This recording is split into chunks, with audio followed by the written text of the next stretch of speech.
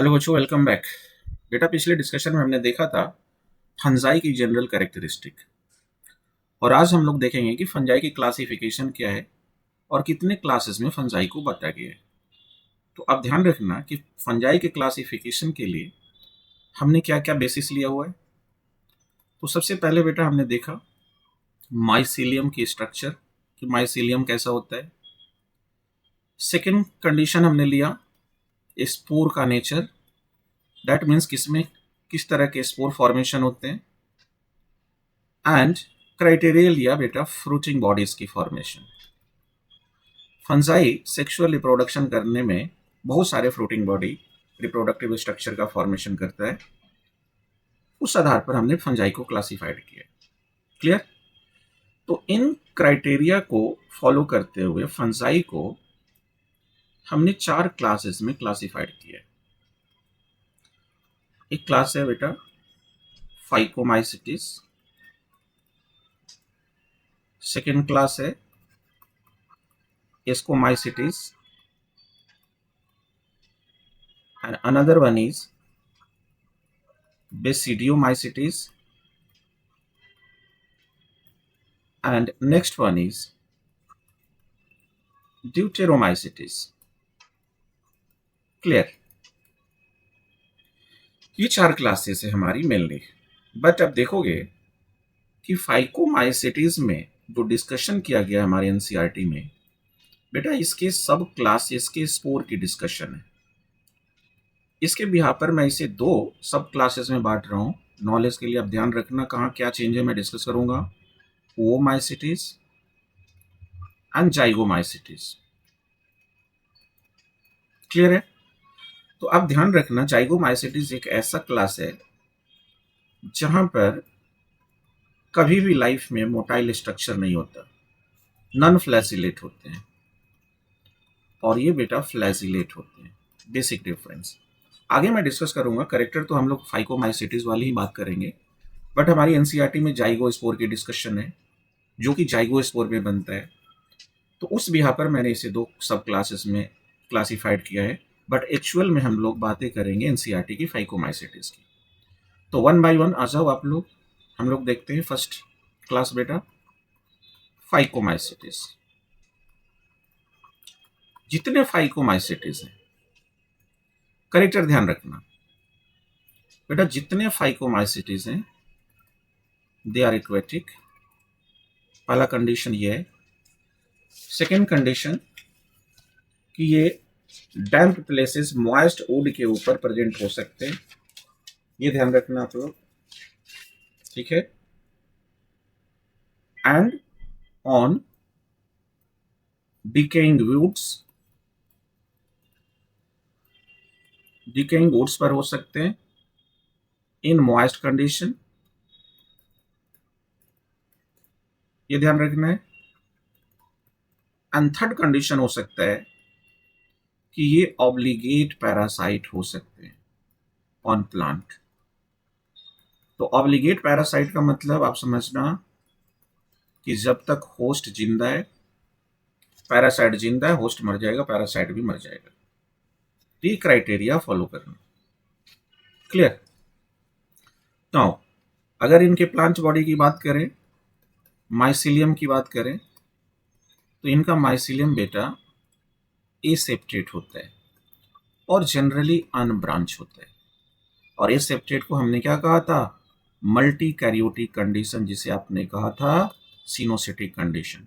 तो आप देखोगे यहाँ कि बहुत सारे न्यूक्लियाई यहाँ प्रेजेंट हैं पूरे हाइफा के अंदर। तो ये इनका वॉल है और ये न्यूक्लियाई। तो ऐसा लग रहा है कि पूरा फिलामेंट ही मल्टी कैरियोटिक कंडीशन में अपीयर हो गया, इसीलिए हमने इसे कहा था एसेप्टेड कंडीशन। क्लियर है? नाउ जो इनके सेल वॉल है, ये ध्यान रखना, जो वॉल है या तो ये काइटिन के बने होंगे या फिर सेलुलोज के बने होंगे, पॉलीसेकेराइड। बट याद रखना है काइटिन जब बना होगा तो ये कंडीशन होगा बेटा जाइगोमाइसिटीज का, और सेलुलोज है तो ये होगा ओमाइसिटीज।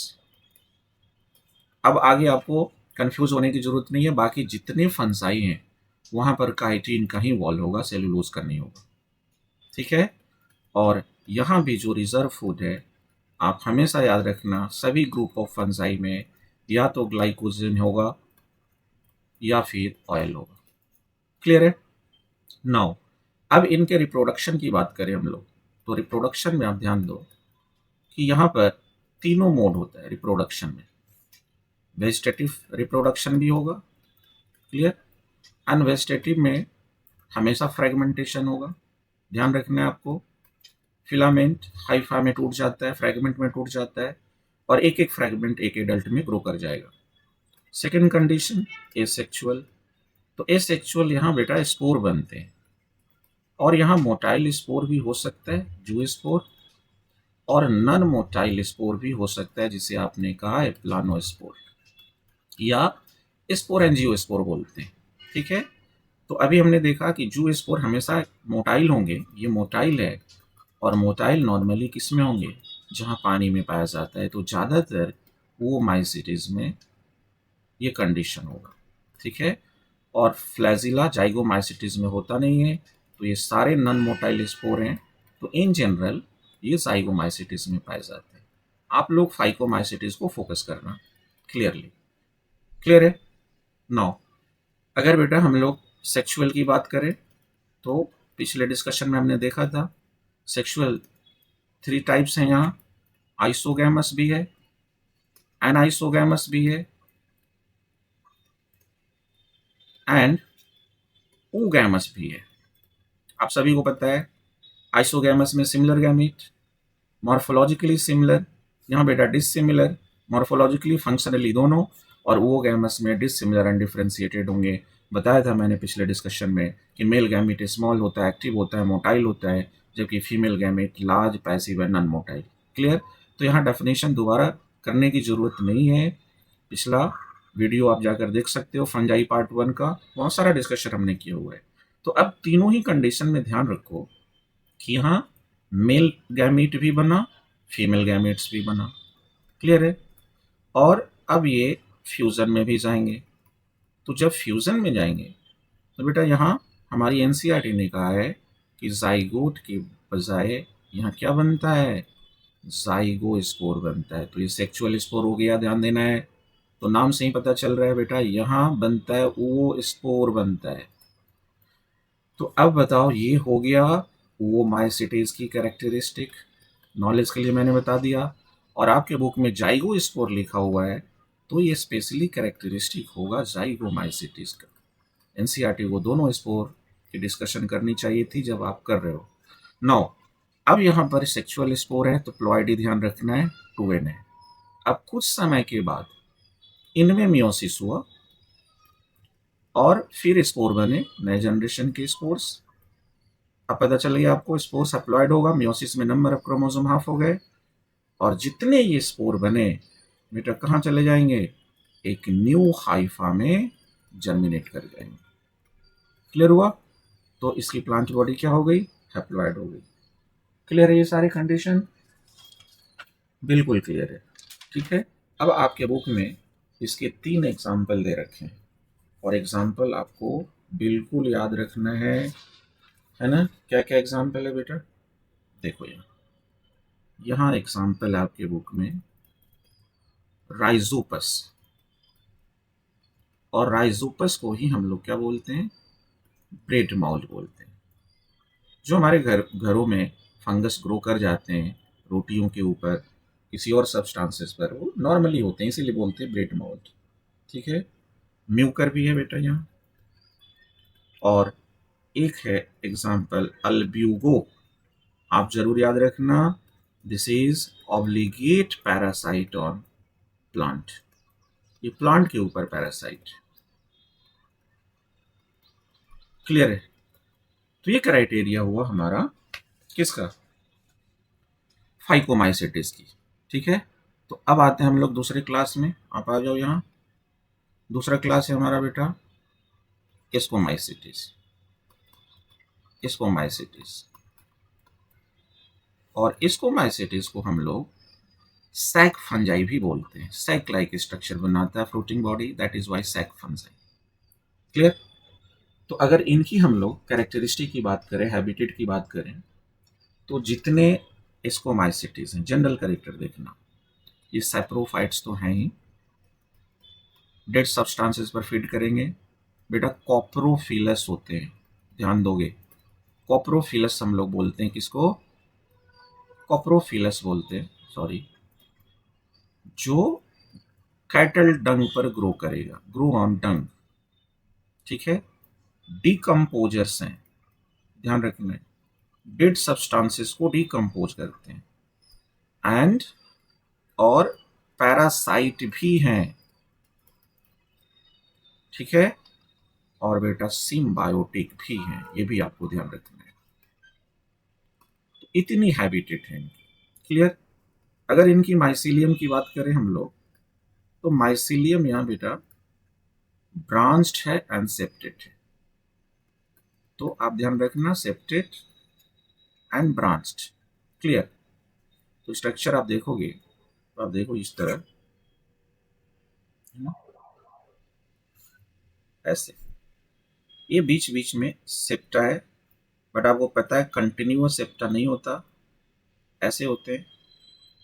और ये न्यूक्लियाई है, ऐसे, ये इनका वॉल है, ये सेप्टा है, इसको सेप्टम कर सकते हो, और ये न्यूक्लियस है, क्लियर है, ठीक है। अब यहाँ पर भी ध्यान रखना है, जो सेल वॉल है वो काइटिन का बना होता है, ये ध्यान रखना है। अब कहीं भी सेल वॉल दूसरे का बना होगा नहीं। अब एकमात्र ऐसा ग्रुप है बेटा जहां यूनिसेलुलर फॉर्म भी है एंड मल्टी सेलुलर फॉर्म भी है, ये ध्यान रखना है आपको। यूनिसेलुलर में कौन सा ग्रुप आएगा? सैक्रोमाइसिस ग्रुप आएगा, दैट इज ईस्ट, क्लियर। अब कंडीशन अगेन सप्रोफाइट है, तो यहां भी रिजर्व फूड आप वही लोगे जो रिजर्व फूड है यहाँ सभी में कॉमन है। अब रटने की जरूरत नहीं है आपको, ग्लाइकोजेन एंड ऑयल, ठीक है। अब आते हैं हम लोग रिप्रोडक्शन पर। अब देखो आते हैं रिप्रोडक्शन पर। नौ, यहां आते हैं रिप्रोडक्शन पर। तो जितने इसको माइसिटिस ग्रुप है, ध्यान रखो कि जो वेजिटेटिव रिप्रोडक्शन होगा, जो वेजिटेटिव रिप्रोडक्शन है, जो फिलामेंटस फॉर्म है, जहां माइसिलियम है वहां तो फ्रेगमेंटेशन होगा, ठीक है। बट जहां यूनिसेलुलर फॉर्म है बेटा, जैसे ईस्ट है, तो वहां बडिंग होगा एंड फिजन होगा। ये दो टर्म हमेशा आप यूज करोगे ईस्ट के लिए, सैक्रोमाइसिस के लिए, ठीक है। नाउ एसेक्सुअल की बात करें हम लोग, तो एसेक्सुअल रिप्रोडक्शन पहले भी बताया मैंने, मोस्ट कॉमन है स्पोर फंजाई में, दैट इज कोनिडिया। तो पता है आपको conidia thin walled asexual spore है, जो कि एक्सोजीनसली बनता है, एक्सोजीनस फॉर्मेशन होता है। और इसकी पूरी फॉर्मेशन ऑर्डर मैंने बता रखा है पिछले डिस्कशन में, अब जाकर पिछला फंजाई पार्ट का फर्स्ट वीडियो देख सकते हो, क्लियर। और यहाँ पर अगर हम लोग सेक्सुअल की बात करें, सेक्सुअल रिप्रोडक्शन की बात करें, तो बेटा सेक्सुअल रिप्रोडक्शन में आप देखो क्या होता है, यहां से लेता हूं सेक्सुअल रिप्रोडक्शन,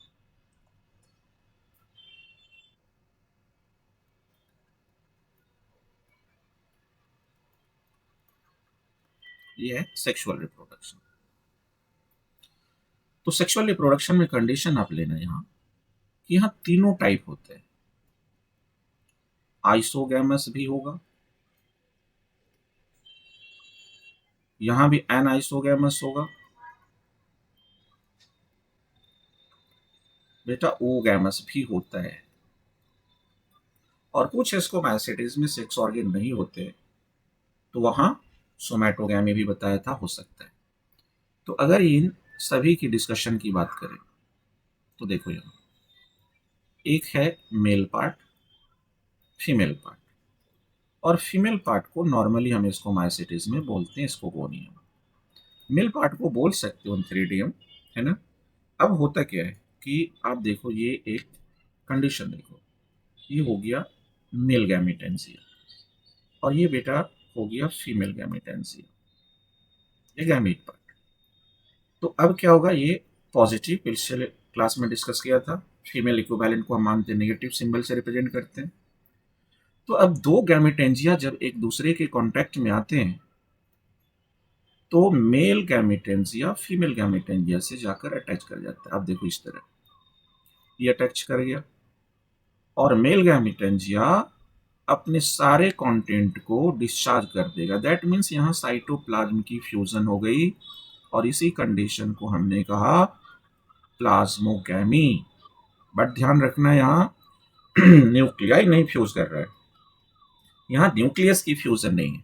ठीक है, अब कुछ समय के बाद क्या देखोगे कि मेल गैमेटेंजिया अलग हो गया और फीमेल के पास एक ही सेल के अंदर दो न्यूक्लियाई प्रेजेंट है और इसी कंडीशन को हमने कहा डाइकैरियोन। ध्यान रखोगे क्या बोला, डाइकैरियोन।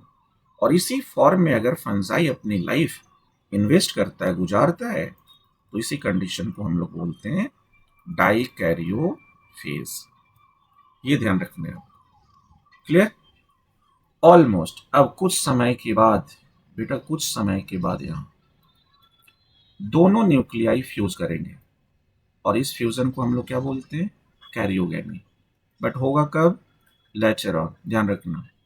अब जैसे यहां पर फंजाई फ्यूज हुआ तो क्या बन गया, जाइगोट बन गया, डिप्लॉयड जाइगोट बन गया। और अब इसी सेल को हम लोग, इसको गोनियम था, तो फर्टिलाइजेशन के बाद जब सेल बन गया तो इसको कहते हैं एस्कस। क्या बोलेंगे, एस्कस। क्लियर? अब क्या होता है कि स्टेज होता है जो डायरेक्टली हमारे एनसीईआरटी में नहीं, इनडायरेक्टली है बेटा। ये सारे सेप्टेशन में जाते हैं। एक तरह से कहो कि बाइनरी फिजन की ये सेप्टेशन बनाए और सेप्टेशन में बनाकर एस्कस से जुड़े हुए बहुत सारे फिलामेंटस हाइफा बना लेते हैं। इसे कहते हैं हम लोग एस्कोजीनस हाइफा। ऐसे तो अब हाइफा की स्ट्रक्चर जब आप देखोगे तो कंडीशन देखो यार, ऐसे ये पूरी एस्कोजीनस हाइफा बन गई और इसमें बहुत सारे सेल हो गए। तो जितने भी सेल है ना, आप समझ जाना ये एस्कस है और इसके अंदर जो ये डिप्लॉयड न्यूक्लियाई है, ये मानकर चलो क्या है, जाइगोटिक न्यूक्लियस है। ठीक है, जाइगोटिक न्यूक्लियाई है, ये ध्यान रखना, ये जाइगोट एक तरह से। अब यहां पर क्या हुआ, इस जाइगोट के अंदर मियोसिस हुआ, मियोसिस हुआ। तो यहां जो स्पोर बने उस स्पोर को हमने कहा, इसको स्पोर, सेक्सुअल स्पोर है, ध्यान देना। और एक मियोसिस में बेटा 4 स्पोर बनते हैं, 4 प्रोडक्ट बनते हैं, तो ये सारे 4 बने। बट ये बन कहाँ रहे हैं, ये बन रहे हैं इन एस्कस। इसका मतलब मियोसिस कहाँ हो रहा है, एस्कस के अंदर हो रहा है। तो ऐसे स्पोर बने, ऐसे स्पोर बने, ये एस्कस हुआ। क्लियर? अब बट कुछ ऐसे स्कोमाइसिटीज हैं, यहां आपको ध्यान रखना है कि कुछ ऐसे स्कोमाइसिटीज हैं कि बेटा जो इसको स्पोर है ना, माइटोसिस में चला जाता है, mitosis.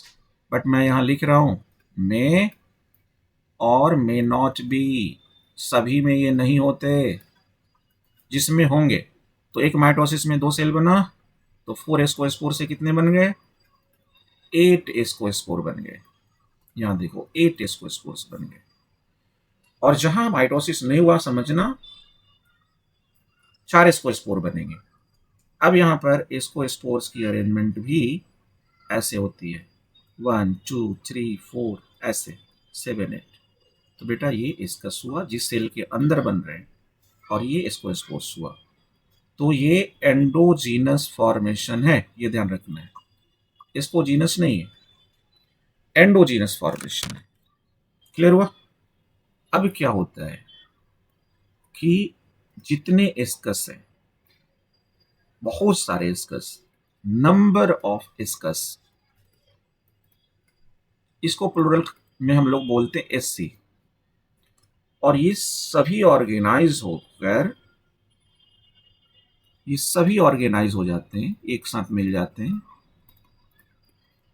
To form fruiting body. ये फ्रूटिंग बॉडी बना लेते हैं और इसी फ्रूटिंग बॉडी को हम लोग बोलते हैं एस्कोकार्प, ध्यान रखना। तो एस्कोकार्प डिफरेंट शेप का हो सकता है, डिफरेंट शेप, है ना। फ्लास शेप्ड हो सकता है, बॉल शेप्ड हो सकता है। तो हमारी एनसीईआरटी ने कहा शेप, तो मैं उस शेप की डिटेल स्ट्रक्चर नहीं कर रहा हूं। बट आप ये ध्यान रखना कि जैसे मान लो कैसे बनाता है, ये एक एस्कस हो गया बेटा, इसमें सारे स्पोर, ये अनदर एस्कस हो गया, इसके अंदर ये स्पोर, ये बहुत सारे एस्कस हो गया, ये ऐसे हो गया, ऐसे। आप समझना, बहुत सारे एस्कस आपस में जुड़ गया, ठीक है। और इसके साथ क्या होता है कि जो हमारी स्टेराइल हाइफा है, कौन सी हाइफा? Sterile Haifa. और स्टेराइल हाइफा में मैं ले रहा हूं कि ये दूसरा हाइफा, दूसरी कलर देखो, ये स्टेराइल हाइफा जहां मैच्योर नहीं है, सेक्स ऑर्गन नहीं है, ये सभी मिलकर फ्रूटिंग बॉडी बनाते हैं, जिसको हम कहते हैं इसको कार्प। तो इसको कार्प का अगर कॉम्बिनेशन आपसे पूछे तो आप याद रखना, बहुत सारे ascus plus sterile Haifa, mycelium कर सकते हो जहां जिसमें हाइफा फर्टाइल नहीं है, मैच्योर नहीं, तो ये फ्रूटिंग बॉडी बना लेते हैं। और जैसे मैच्योरिटी होगी, अब ये जितने इसके अंदर स्पोर्स हैं वो सारे बाहर आ जाएंगे, इसको स्पोर्स बाहर आ गए, और उसमें से ध्यान रखना कि 50% इसको स्पोर चेंज हो जाएंगे पॉजिटिव हाइफा में, एंड 50% चेंज हो जाते हैं नेगेटिव हाइफा में, जिसे आप बोलते हो क्या? Equivalent to female. इस तरह इसको माइसिटीज अपनी सेक्सुअल लाइफ साइकिल पूरा करता है। समझ में आई? अब बेटा आपके बुक में इसके जितने एग्जाम्पल हैं आपको ध्यान रखना है, क्या क्या है देखो। इसमें सबसे पहले हमारे पास एस्परजिलस है। एस्परजिलस से हमने बहुत सारे कमर्शियल प्रोडक्ट लिया हुआ है। एस्परजिलस है बेटा, पेनिसिलियम है जिससे हमने एंटीबायोटिक लिया हुआ है ना। यहाँ पर न्यूरोस्पोरा है, ध्यान रखना। और न्यूरोस्पोरा को हमने क्या कहा? जेनेटिकल टूल कहा। तो प्लांट जेनेटिक्स सबसे ज्यादा हमने न्यूरोस्पोरा से यूज किया हुआ, ठीक है। उसके बाद आप ले सकते हो क्लेविसा प्यूरपुरियस, क्लेविसा, है ना। तो यहां से हमने बहुत सारे ड्रग्स लिया हुआ है, हॉलोसिनेशन करता है क्लेविसा प्यूरपुरियस। और बहुत सारे एस्कोमाइसिटीज हैं जो बेटा एडेबल फंजाई होते हैं, जैसे आप लोगों ने खाया होगा मोरेल्स, है ना, ट्रफलेस, ये सारे एडेबल फंजाई हैं, ये ध्यान रखोगे आप। क्लियर है? तो ये डिस्कशन हुआ हमारी एस्कोमाइसिटीज की। क्लियर? अब हमारे पास नेक्स्ट ग्रुप क्या है? नेक्स्ट ग्रुप है बेटा बेसिडियोमाइसिटीज। यहां आते हैं हम लोग बेसिडियोमाइसिटीज। तो देखो बेसिडियोमाइसिटीज के बहुत सारे अनदर नेम भी हैं, ठीक है। हम लोग इन्हें क्या बोलते हैं? क्लब फंजाई बोलते हैं बेटा, इन्हें क्लब फंजाई बोलते हैं, क्लब मास बनाते हैं।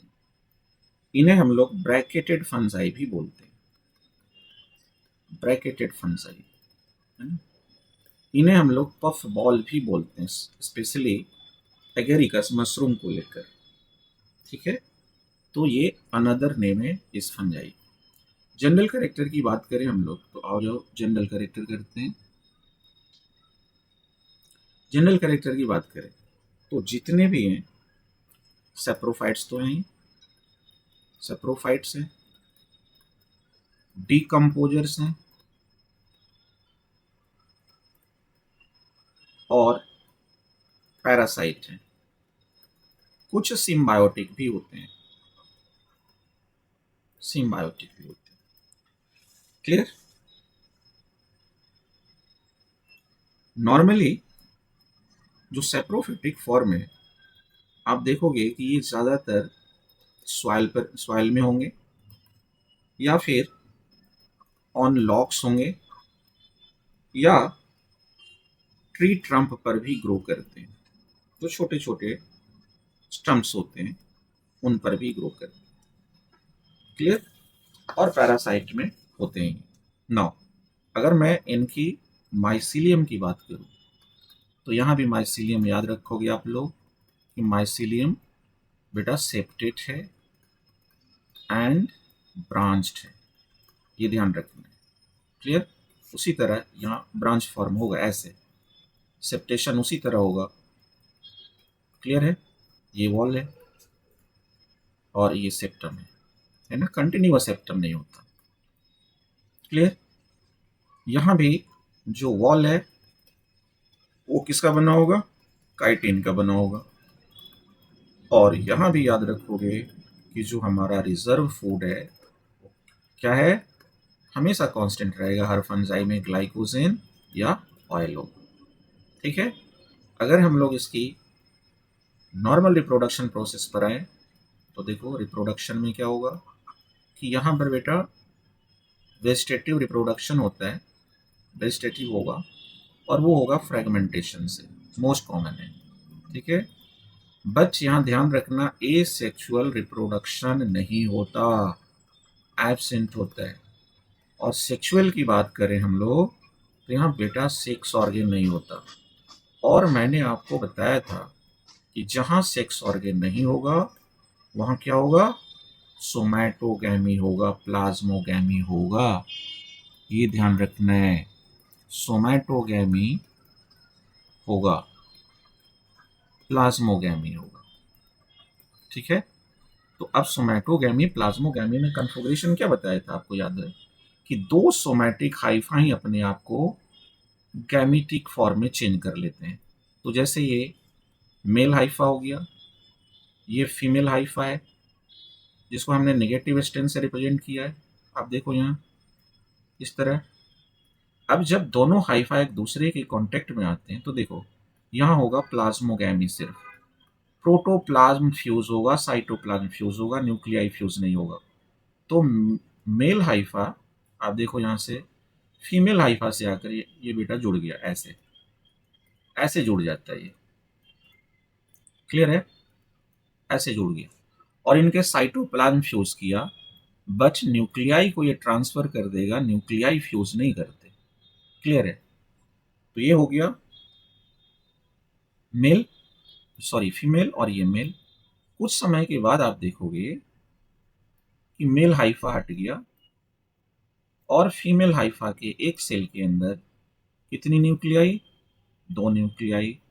और इसी फेज को हमने यहां भी क्या बोला? Dikaryon, N+N dikaryon. और इस माइसीलियम को हम लोग नॉर्मली बोलते हैं सेकेंडरी माइसीलियम, ये ध्यान रखना। ठीक है? बेसिडियोमाइसिटिस में अब कुछ समय के बाद ध्यान दो, यहाँ न्यूक्लियाई फ्यूज करेंगे, कैरियोगैमी हुआ। क्लियर? और लेटर ऑन होगा, लेटर ऑन जैसे कैरियोगैमी हुआ, अब यहाँ पर न्यूक्लियाई फ्यूज होकर क्या बना दिया बेटा? जाइगोट बना दिया, जाइगोट बनाया, ये बन गया जाइगोट। और जैसे सेल जाइगोट बना, अब एक एक सेल को हम लोग बोलते हैं बेसिडियम। तो बेसिडिया का ग्रुप हो गया ये है। अब जाइगोट 2n है, देखो फिर मियोसिस में जाता है बेटा, फिर स्पोर बनाता है। और बेसिडियोमाइसिटिस में स्पोर को क्या बोलेंगे? बेसिडियो स्पोर बोलेंगे। सेक्सुअल स्पोर है, ध्यान देना है। और ये बनेगा कहाँ? बेसिडियम के बाहर बनेगा, एक्सोजीनस फॉर्मेशन है। देखो बेटा ये बेसिडियो स्पोर कहाँ बनेगा? आप देखो बेसिडियम के ऊपर बनता है ऐसे। तो जैसे ये बेसिडियम हो गया, एक basidio spore, another basidio spore, another basidio spore. इस तरह मियोसिस में कितने स्पोर बनेंगे? 4। तो 4 बेसिडियो स्पोर ये बनता है। और ये किसके ऊपर बनता है? बेसिडियम के ऊपर बनता है, ये ध्यान रखना आप। क्लियर? बेसिडियम इसके ऊपर बनता है। अब क्या होता है कि देखो यहाँ बहुत सारे, यहाँ भी बहुत सारे बेसिडिया, बहुत सारे बेसिडिया, नंबर ऑफ बेसिडिया यहां भी ऑर्गेनाइज हो जाते हैं और ये भी ऑर्गेनाइज होकर एक फ्रूटिंग बॉडी बनाते हैं। और इस फ्रूटिंग बॉडीज को हम लोग क्या बोलते हैं? फ्रूटिंग बॉडीज को हम लोग बोलते हैं बेटा बेसिडियो कार्प। जो मशरूम हम लोग खाते हैं वो क्या खाते हैं? बेसिडियो कार्प खाते हैं। तो बेसिडियो कार्प की भी फॉर्मेशन में वही कंडीशन होगी। अब जैसे मान लो कि ये बहुत सारे बेसिडिया, यहाँ मैंने स्पोर ले लिया, ये स्पोर ले लिया, फिर यहाँ बहुत ये बेसिडिया, ये स्पोर हो गया, फिर यहाँ बेसिडिया। तो इस तरह नंबर ऑफ बेसिडिया आपस में ये एग्रीगेट कर जाते हैं और इनके साथ भी क्या होगा?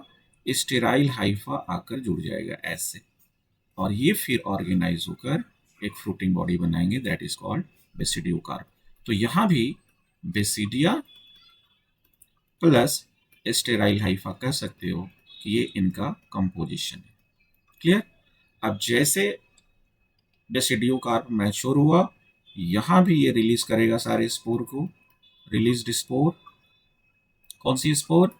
सेक्सुअल स्पोर, याद रखना है बेसिडियो स्पोर्स। और ये स्पोर्स फिर जर्मिनेट कर जाएंगे 50% पॉजिटिव हाइफा और 50% नेगेटिव हाइफा। क्लियर हुआ? इस तरह ये अपनी सेक्सुअल लाइफ साइकिल पूरा करते हैं। अब बेटा यहाँ भी आपको कुछ एग्जाम्पल जो कॉमन है याद रखना है। एगेरिकस बोलते हैं मशरूम को, सभी लोग खाते हो ये मशरूम, ठीक है। पक्सीनिया बेटा है, पक्सीनिया को रस्ट बोलते हैं, रस्ट फंजाई, जो व्हीट के ऊपर पैरासाइट है। उसी तरह आप ले सकते हो अस्टिलैगो, और अस्टिलैगो को हम स्मट बोलते हैं। तो एक याद रखना, एक बार्ली के ऊपर पैरासाइट है और ये व्हीट प्लांट के ऊपर पैरासाइट है। क्लियर हुआ? तो ये हुआ बेसिडियोमाइसिटिस की डिस्कशन। और लास्ट जो क्लासेस हमारी बची कर लेते हैं हम लोग ड्यूटेरोमाइसिटिस। तो अब ड्यूटेरोमाइसिटिस में क्या देखोगे? जितने ड्यूटेरोमाइसिटिस हैं, ठीक है, ये ऑफकोर्स बेटा सेप्रोफाइट्स हैं, ध्यान रखना। डीकम्पोजर्स हैं, स्ट्रॉन्ग डीकम्पोजर्स होते हैं, और पैरासाइट होते हैं, पैरासाइट्स। क्लियर? जो इनकी माइसीलियम है, जो इनकी माइसीलियम है वो भी बाकियों की तरह ब्रांच्ड है एंड सेप्टेट है, सेप्टेट है एंड ब्रांच्ड है। क्लियर है? इस तरह सेप्टेट एंड ब्रांच है। तो यहां भी ध्यान रखना। और जो यहां भी इस तरह सेप्टा कंप्लीट नहीं है, इसी तरह होगा। और जो वॉल है, यहां भी वॉल क्या याद रखोगे? काइटिन का बना है बेटा। और यहां भी हम लोग रिजर्व फूड क्या लेंगे? रिजर्व फूड लेंगे, अगेन कॉमन है, ग्लाइकोजेन एंड ऑयल। ठीक है? क्लियर? अब कंडीशन यहां पर आते हैं हम लोग। रिप्रोडक्शन की मैं बात करूं, ड्यूटेरोमाइसिटिस के रिप्रोडक्शन की बात करें, तो बेटा रिप्रोडक्शन यहाँ वेजिटेटिव तो होगा, वेजिटेटिव होगा, और मोस्ट कॉमन मेथड है फ्रेगमेंटेशन से होगा, ये ध्यान रखना है आपको।